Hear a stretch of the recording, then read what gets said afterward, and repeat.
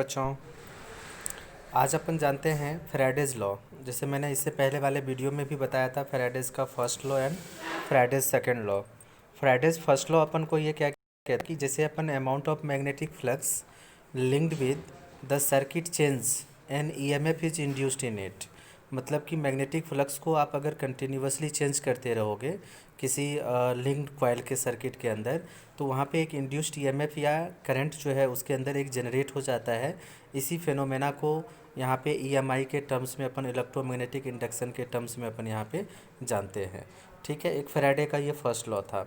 Second law के अंदर अपन को इसने ये कहा कि the magnitude of induced EMF in a circuit is equal to the rate of change of magnetic flux through the circuit. वही चीज़ें हैं, सेम चीज़ें। इसी चीज़ को मैथमेटिकली अपन यहाँ पे रिप्रेजेंट करेंगे। उससे पहले अपन ये भी जान लें कि इसके अंदर जो इंड्यूस्ड ईएमएफ जनरेट होता है वो rate of change of magnetic flux के बराबर होता है। ठीक है, या डायरेक्टली प्रोपोर्शनल होता है। तो यहाँ से अपन मैथमेटिकली कहते हैं, इसको अपन स्मॉल ई से रिप्रेजेंट कर रखे हैं यहाँ पे। तो E M F is equal to minus के डी फाई बी अपन में डी टी कह रखे हैं। इसी को अपन कहते हैं कि rate of change of magnetic flux मतलब phi two minus phi one upon में टी टू माइनस के T one, change in magnetic flux upon में चेंज इन टाइम। यही अपना इंड्यूस्ड ईएमएफ जो है वो क्रिएट होगा। यही अगर नंबर ऑफ टर्न्स ले लेंगे तो उसको अपन कैपिटल एन से सिर्फ मल्टीप्लाई कर देंगे तो minus N D phi B upon में डी टी कह सकते हो।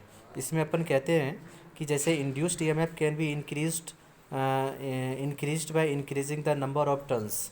ठीक है, जैसे एन हो गया, तो अगर नंबर ऑफ टर्न्स को अपन इंक्रीज करेंगे तो उससे अपन इंड्यूस्ड ईएमएफ जो है वो भी हमारा इंक्रीज हो जाएगा।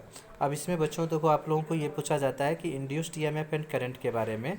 तो अपन कहते हैं कि अगर अपन ने number of turns capital N है, रेडियस आर है, रेजिस्टेंस आर है, तो उस कॉइल के अंदर अपन कहते हैं कि मैग्नेटिक फ्लक्स कितना लिंक्ड हो रहा है इस टर्न के अंदर।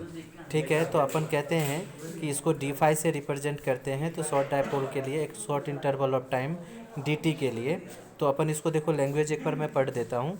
इसमें कहते हैं कि if capital N is the number of turns and capital R is the resistance of a coil and the magnetic flux linked with each turns change by D phi in short time interval D T, then induced E M F in the coil is equal to अपन कहते हैं minus N D phi B upon में D T. Induced current flowing through the coil, तो I is equal to अपन कहते हैं E M F upon में R. ठीक है, जहाँ पे अपन कहते हैं कि इसको is equal to minus N upon में R d phi phi upon में डी टी भी कह देंगे। और यहीं पे अपन को अगर करंट की बात करेंगे या electric charge flow through the induced current अगर कहें तो Q is equal to I into में डी टी। आई अपन को पता है एन अपोन में आर इंटू में डी फाई बी अपोन में डी टी होता था, तो वह डी टी अपन डी टी से डी टी कट गया, तो अपन यहाँ पे डी फाई बी बच गया।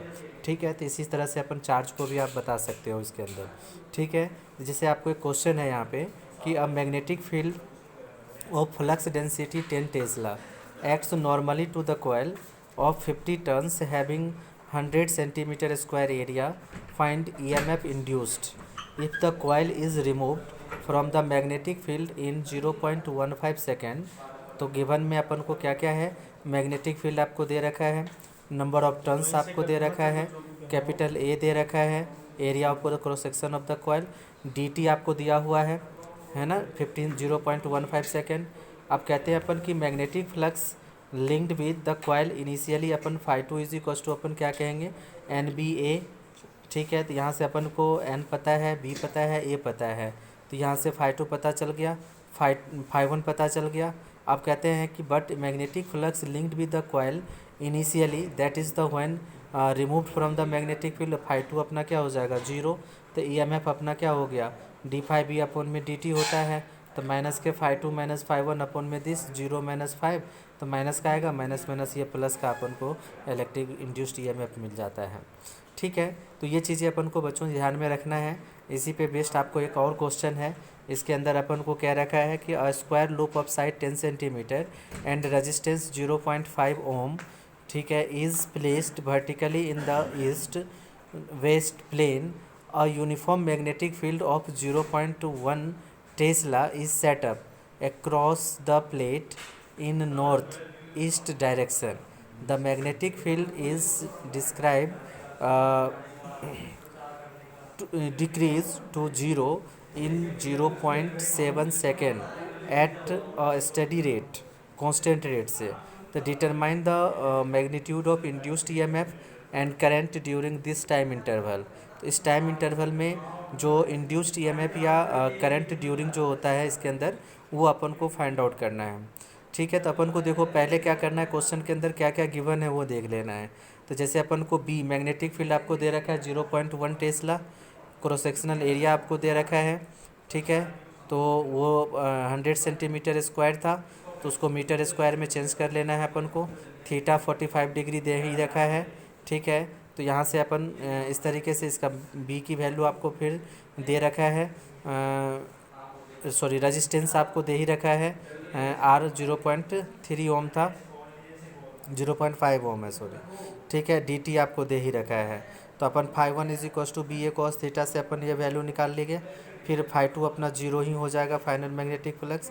तो magnitude of induced EMF minus के डी फाई बी अपॉन में डी टी, तो अपना simple phi two minus phi one upon में डी टी हो जाएगा। सारी वैल्यू दे रखी है। अब अपन को कहता है मैग्नीट्यूड ऑफ इंड्यूस्ड करंट, तो I is equals to E M F upon में आर। तो अपन को आर पता है, ई एम एफ निकाल ही लिए हैं, फटाक से आई निकाल लेंगे। ठीक है, तो यही चीज़ें अपन को करना है इसके अंदर। उसके बाद बच्चों आपको लेंज लॉ है। लेंज लॉ क्या कहता है कि according to this law polarity of EMF induced in such that it tends to provide a current which produces the change in magnetic flux that produced it। मतलब कि ये हमेशा क्या कहता है कि जैसे पोलैरिटी ऑफ ईएमएफ जो इंड्यूस्ड होता है इस कॉइल के अंदर, वो tends to produce a current, ये करंट को प्रोड्यूस करता है जो कि अपोज करता है change in magnetic flux produced it, जिसमें मैग्नेटिक फ्लक्स इसको ये चेंज करता है, देता है। ठीक है, तो यहाँ पे एक इलस्ट्रेशंस दे रखा है लेंज लॉ का, ये उतना इम्पोर्टेंट है नहीं अपने को। तो इसमें अपन सिंपल एक मेटेलिक सीट के थ्रू अपन इसका एग्जांपल देते हैं कि अगर किसी मेटेलिक सीट में करंट पास कराओगे, दो होल बनेंगे, उन्हीं दोनों होलों की सब चीज़ें अगर प्रैक्टिकल में बताया जाएंगे आप लोगों को। ठीक है, उसके बाद यहाँ पे कुछ एक क्वेश्चन और है, इसमें अपन को ये देखो क्या कर रखा है कि in the given figure a bar magnet is quickly move towards the conducting coil having a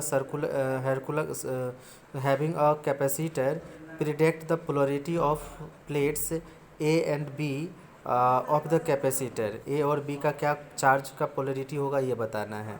तो जैसे अगर मान लो इसमें क्या कह रखा है कि बार मैग्नेट को क्विकली मूव कर रहे हैं टूवर्ड्स द कॉइल। ठीक है, तो अगर इसकी ओर जाता है तो इसमें मैग्नेटिक नीडल का डिफ्लेक्शन अपन टूवर्ड्स पॉजिटिव या टूवर्ड्स राइट कह रहे हैं।